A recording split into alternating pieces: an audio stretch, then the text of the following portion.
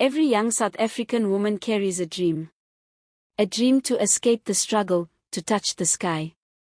For Lindi and Thandi, fresh out of matric, that dream was glittering, high above the clouds of poverty, in the skyscrapers of Sandton. They had the ambition, but lacked the one thing that opens all the doors in this country, money. Then, the help arrived. Not from government, but from the church. Meet Pastor Emeka of the Living Fountain Church. He promised scholarships, stipends, and accommodation, a golden ticket to education, paid for by generous benefactors. The benefactors: Madam Laura, 33, from Eldorado Park, and Millicent, 41, from Soweto.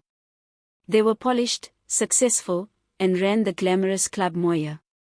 They promised hostessing, easy money, mingling with the elite.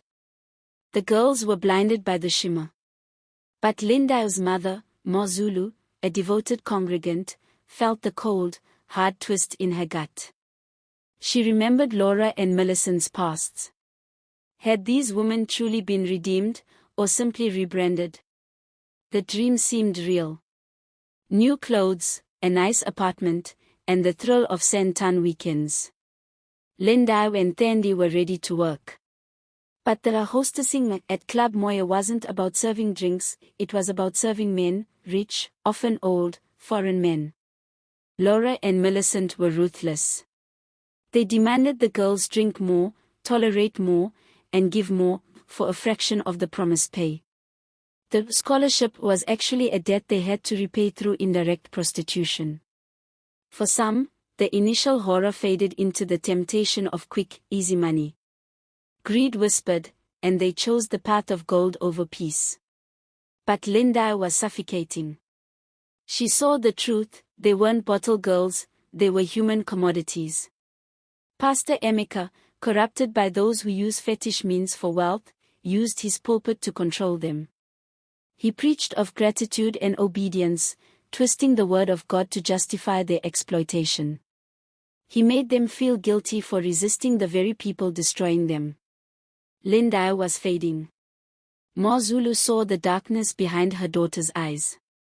When Pastor Emeka tried to lure her younger niece into the next scholarship cycle, MaZulu finally understood the full horror and refused him outright.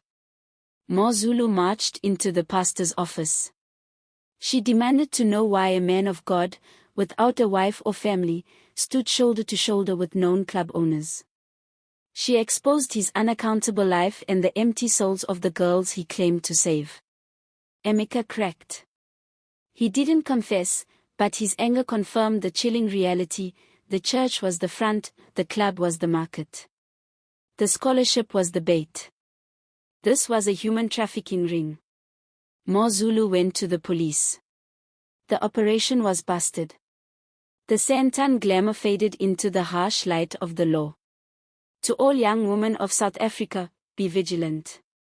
The devil doesn't always wear horns, sometimes he wears a business suit, or a pastor's collar. If an opportunity promises luxury without honest labor, if it demands you silence your intuition, if it forces you into situations that compromise your soul, it is a trap. Always trust your gut. Always talk to your mother. Always know your worth is far greater than any scholarship or any amount of quick cash. And remember the lesson of Pastor Emeka: he came as a visitor seeking to do God's work, but he abused the hospitality and resources of this country.